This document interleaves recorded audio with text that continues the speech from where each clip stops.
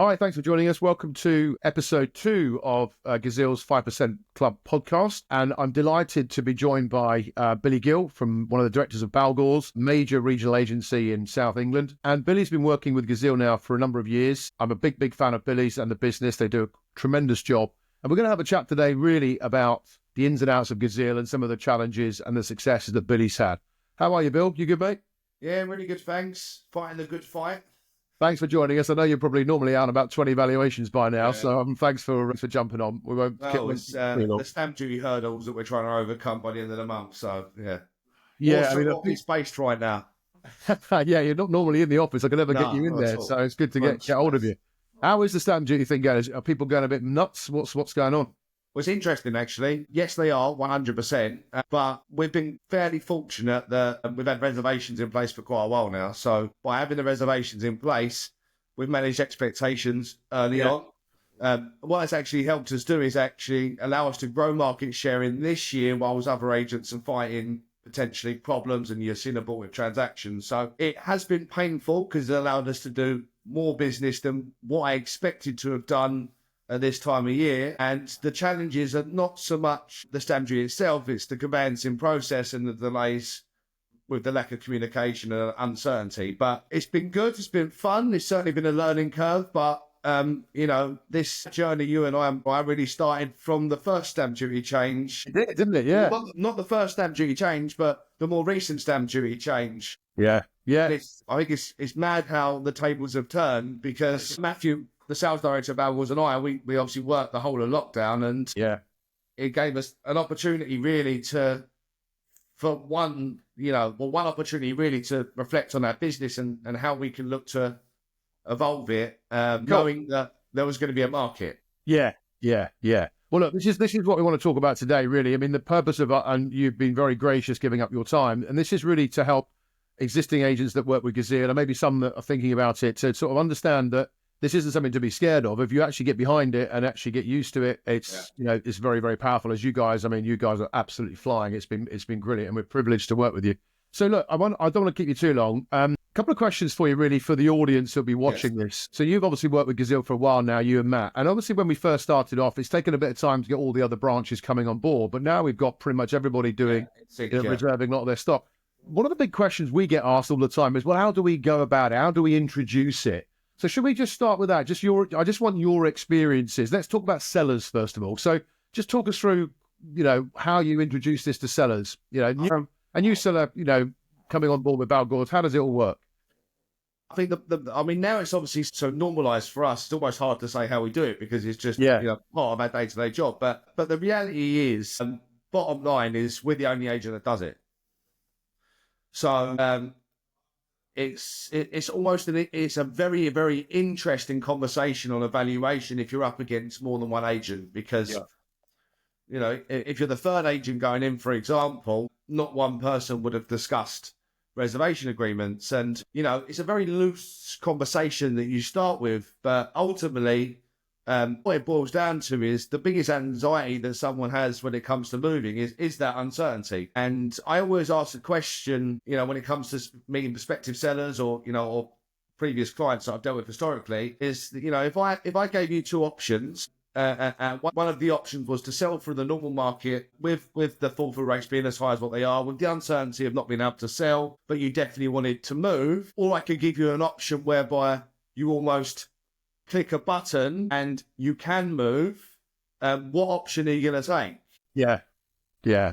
And the option, obviously, everyone would prefer to take is option 2, which is click a button.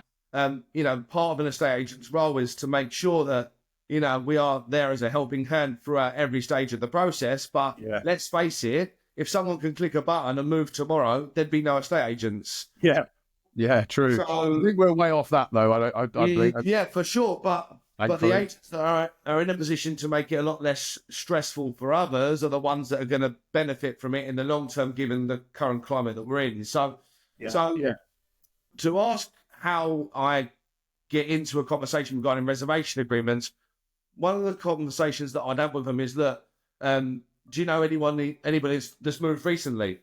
Or have you got family or friends that have moved recently? Or do you remember the journey that you had when you last moved and you moved into this house? If it was a historical transaction, then of course they're not going to really remember the transaction that they've had. No doubt they will know someone that's moved fairly recently, and no doubt they will tell you, given the timeframes it takes to move in the climate currently, they'll tell you horror stories of what happened and the delays or the transactions that fell through, or your buyers renegotiating at the end. And I just said, look, it's really, I would just say to them in response to that, well, look, that's really, really interesting, because I was in a situation myself when my missus was pregnant, we'd sold a house and we were trying to buy. And you can imagine what the emotion was like trying to buy when your missus is pregnant. You're up against the clock anyway when you're trying to move, but with a baby on the way, it's quite stressful. Even understanding how to do the job myself, the stress become the element of you can't control what's going on outside of what you can do. So and I had 2 transactions fall through on my purchases. Actually, in hindsight, it was a blessing in disguise, because I ended up buying something that, if I look back, I'm much happier with. Having said that, I've just sold it under a reservation agreement. But I know you have. I've literally just reserved my own sale, and I've not found, so I'm stressing. But I am a serious seller, so naturally my buyer feels that I'm the same. So, but really and truly, it's about encouraging a conversation of what someone's going to be scared of. Yeah. Just to interrupt you very quickly, mate. Sorry. One of the things you guys were, and I think you were the first one to ever do it, and I talk about it now all the time.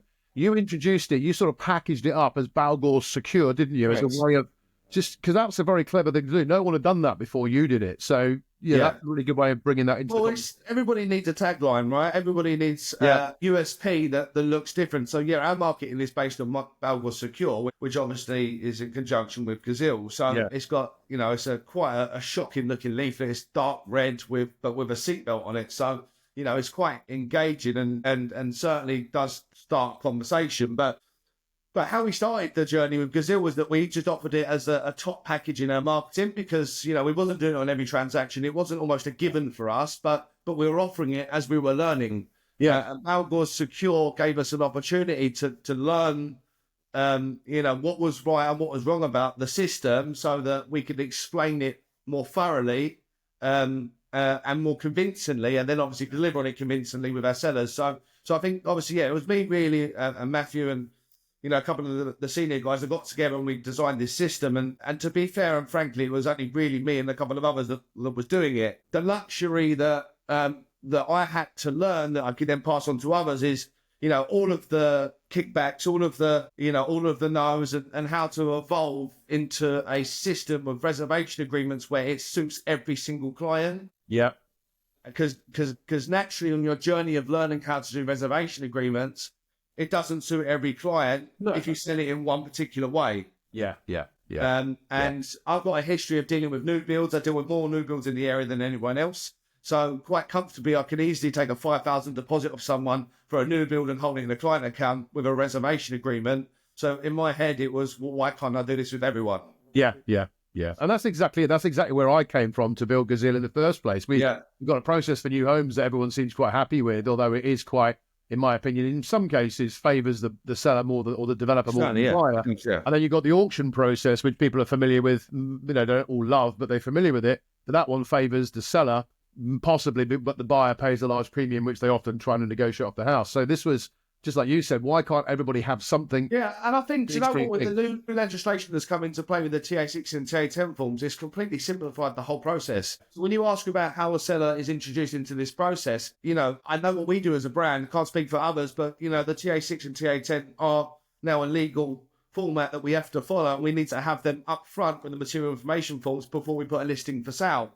Well, this is golden for anyone that's using Gazeal, because at the point of instruction, we're then needing on to say, okay, fine. So look, legislation requires us to do these forms. As a brand, we always did them up front in the best possible way that we could, just to expedite your process. But now it actually helps you and benefits you in getting your property under reservation, because by doing this today, before we even got the home for sale, it allows us to put all of your building control sign-off certificates, your electrical certificates, the best way I describe it is anything that could go wrong in a transaction, I know up front, and we can either resolve that before we go live, or we can take a view that we may need indemnity policies or so on and so forth. But then what that actually gives you an opportunity to do is that when you're dealing with a offer on a property, you're giving a buyer an opportunity to look at every reason why they would pull out before they reserve. Yeah. So ultimately, you're then flushing out who's serious and who isn't at offer stage. Yeah. Because if you've bought a property before, and I bought 2 in my time and I'm on my 3rd, when you're emotionally invested in something, you'll do anything you possibly can to secure that property. Yeah. But if someone's not prepared to do that, then that person is not a buyer. Yeah. I paid over, I probably shouldn't say this on podcast, but, I paid over the asking price for the last 2 properties that I bought because I had no choice but to keep bidding. Yeah. To prove my seriousness. Yeah. And ultimately, I could have offered them security if this system was in place and I was dealing with it on my last purchase, which would have meant I wouldn't pay over the odds as a buyer, but I would guarantee their sale. So, and I think, if you're a buyer, this is our advantage. Well, I know we're going to go into buyers in a minute, but if you are a buyer in this situation where you say, look, I will pay a deposit and I will reserve, then offering a little bit more money is, it may not be as much of an incentive over somebody that's prepared to pay perhaps a little bit less, but to guarantee the sale. So what that then leads me to, if you want to go on to buyers. Well, just before you do, that's a very valid point, actually. We've seen this over the years we've been doing Gazeal. We've seen the buyers, in some cases, that weren't able to match other higher bids or were being outbid, shall we say. They opted for a reservation or for a Gazeal guarantee to say to the seller, look, we can offer you another 10, 20 grand, but actually this is where we are and we are genuine. And here is pretty much cast iron proof of that. Now, when you then put that in a scenario where other people who've offered higher don't want to do that, it becomes very clear to the seller that the people that are offering higher are very flaky. So there's a higher risk that they will look to renegotiate when all competition has gone. And actually, buyers at the lower end we've seen many times get their offers accepted. Yeah. And I think another reason why this become very crucial to me is because I was fed up of home buyer surveys because the industry's gone far more automated with lenders. Commonly, you'd have, surveyors physically inspect a property for mortgage purposes. And naturally, then, unless there was anything structurally wrong with it that was visible, then they'd get the mortgage offer if it was affordable. But now you've got lenders doing remote surveys where no one is physically inspecting. There is every person connected to this buyer is going to recommend that they get a more thorough survey. Yeah. Yeah. And so they should, because no one's... They don't know what they're reading, right? So people get a survey. These people are not perennial home movers. They do it every 100 years or whatever. So when you get a survey back, most people, the uneducated, which is the public, get a survey back. They don't understand what surveyors are actually doing, which is understandably covering themselves under their insurance quotas. So they put every possible thing down, don't they? And buyers get scared by it. They do. And I think as somebody that's, prior to COVID, you would say that 90% of properties would be inspected by a valuer. Now, that valuer has obviously got a duty of care to the lender. So if the property is deemed as unmortgageable, you're not getting a mortgage on it. If there's, signs of subsidence, it'll be investigated or there'll be retentions. But now you've got lenders, that are just issuing mortgage offers with no one inspecting. So then, as I say, then leans to the point that a buyer's then going to get either a level 2 or a level 3 home buyers. And then you've got a complete ruckus of, conversation and problems that are almost unnecessary and can be avoided to a certain extent. Yeah, absolutely. So let's just talk about buyers then. So from the seller's point of view, from your experience, and obviously the more you do it, the easier it gets. You're finding that, like we do, that sellers pretty much the majority of sellers are like, yeah, we like the sound of this. Well, look, all my sellers will do it. Otherwise, I won't take the listing. Okay, that's very interesting. Because in the same way that you worry about a buyer's ability to proceed and, and their level of commitment, why invest in a seller that's not prepared to do the same? Yeah, no, good shout. So on the buy... sorry, mate, go on. And being under a reservation myself, currently, I also feel emotionally why a seller wouldn't want to do it. Yeah. But now I'm out house hunting in a chain which isn't favourable of estate agents generally. If they've got an option to go with someone without a chain, then I'm actually in a far greater position. I actually, Days gone by, you used to always say, cash buyer or cash is king, and that's your best option. Well, actually, I argue that I'm a better buyer than that cash buyer. I agree with that. Because that cash buyer can still renegotiate and still not commit, whereas I have to move. Otherwise, I'm under the reservation and I have to pay my buyer penalties. Yeah.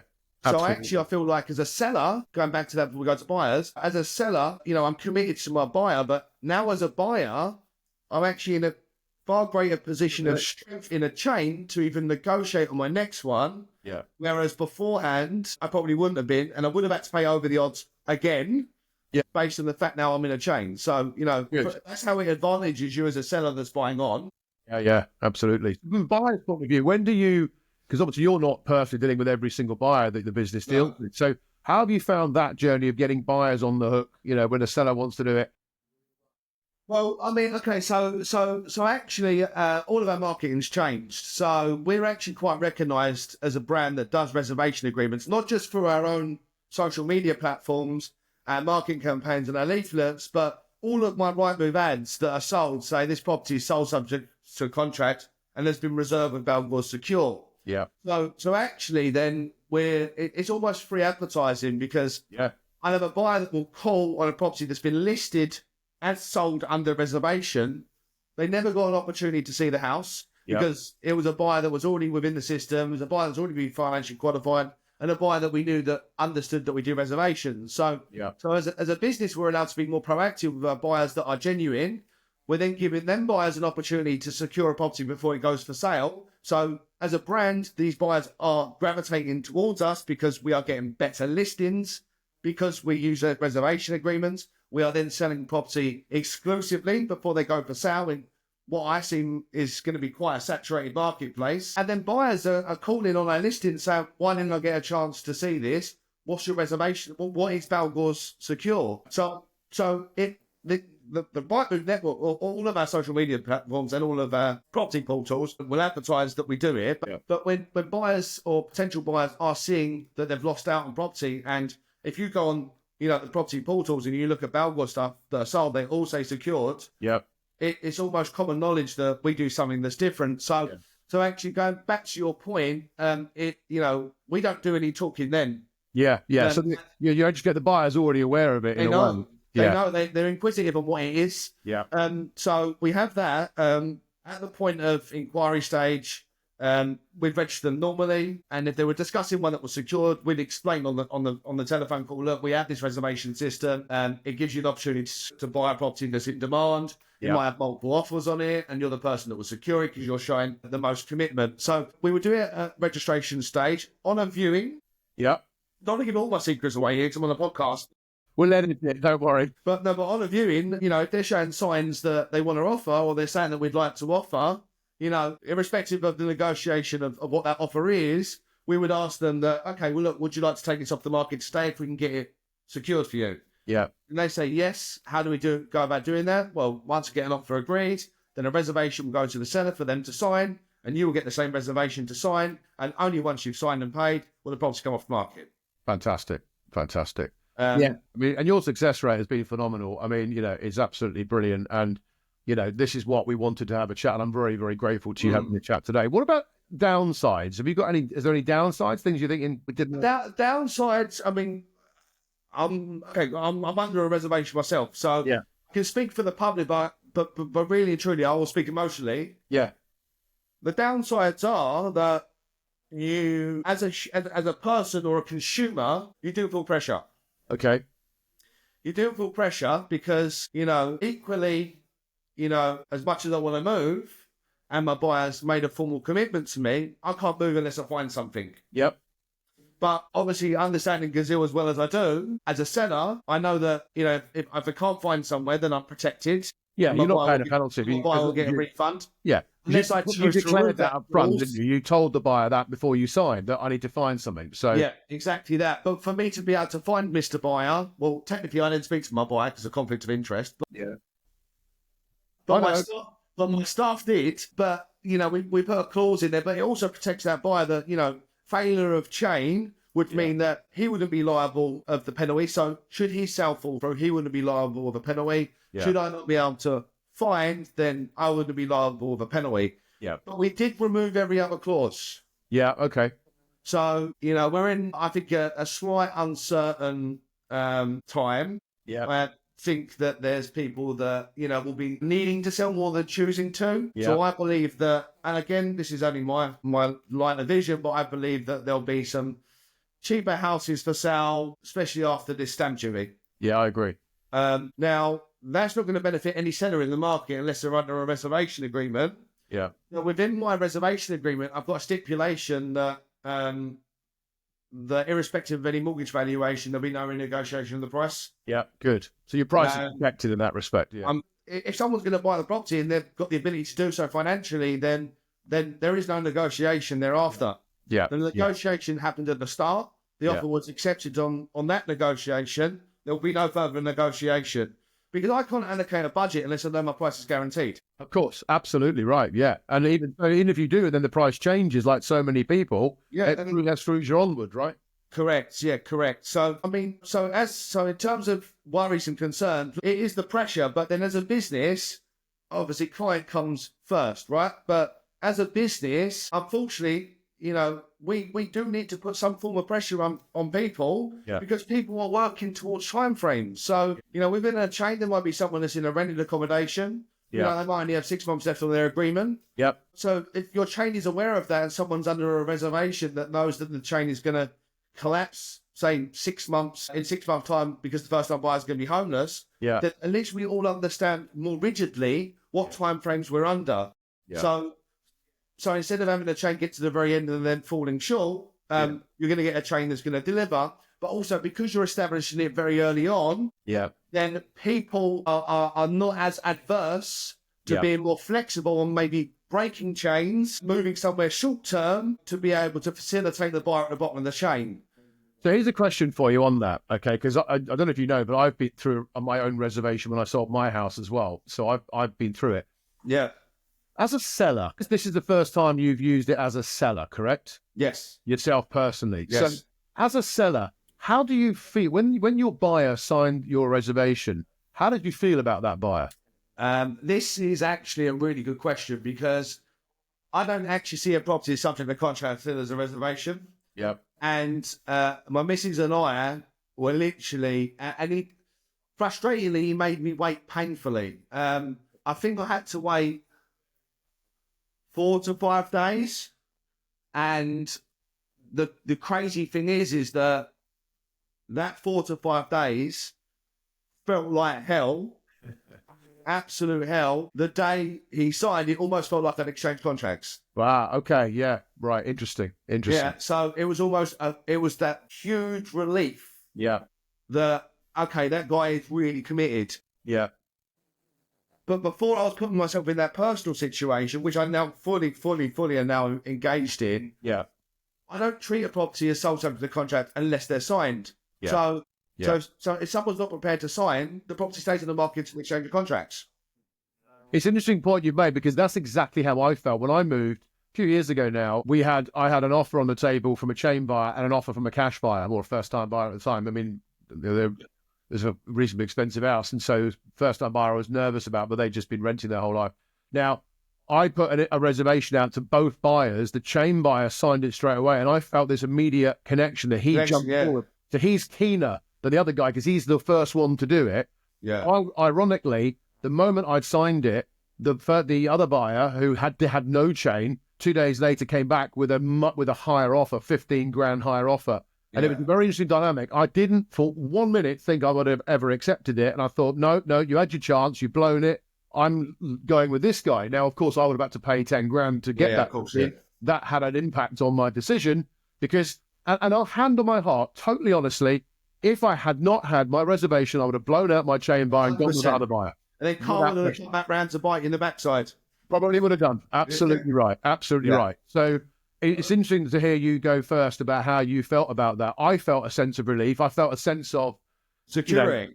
Yeah, definitely. It's really hard to explain unless you've done it. But like exchange. It's so funny now, though, because, when I'm in, it's not just me, it's all my sellers. So like I had one the other day, and a reservation went out, and I'm getting like memes being sent to me, of like clocks ticking and things like that, and because everyone's any news, and it's like there's champagne glass and all sorts in WhatsApp when a reservation is signed, because it's as I say, I think from a lot has been learnt about this industry from COVID, and to be able to take, from looking at it now back from a business perspective, to be able to close our doors, eradicate our whole pipeline, and almost give us no security whatsoever.